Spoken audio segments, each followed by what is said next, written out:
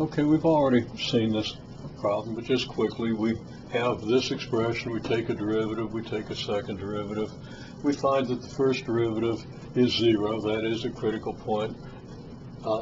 Critical points occur when x is negative 2 and x is negative 3. At x equals negative 3, the second derivative is negative 6, which is negative. And we find that very easily by plugging negative 3 into the expression for the second derivative. And at x equals negative 2, the second derivative is positive.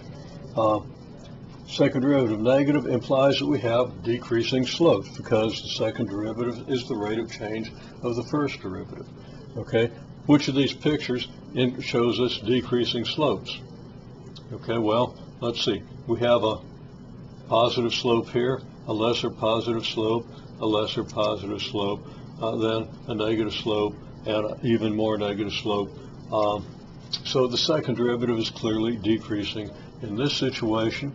And of course, in this situation, second derivative starts negative but approaches 0 and then goes positive and more positive. So we have a relative max when the second derivative is when the derivative is decreasing, slopes are decreasing, and relative minimum when the slopes are increasing. Well, what do we have at negative 3? We have a negative second derivative, implies decreasing slopes. Which one of these has decreasing slopes? This one. So we conclude there's a relative maximum at x equals negative 3. And at x equals negative 2, we have positive second derivative indicating increasing slopes. That would indicate this behavior.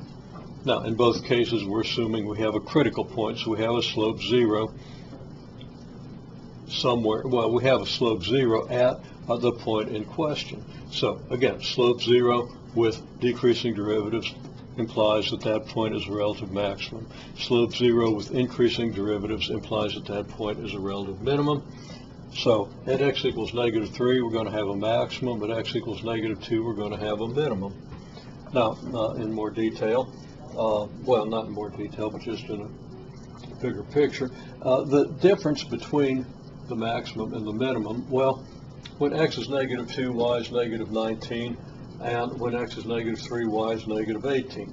So the graph comes up to negative 18 here, then it decreases to negative 19, and then it turns around and goes on. Now, this relative decrease relative to the scale of the graph is exaggerated.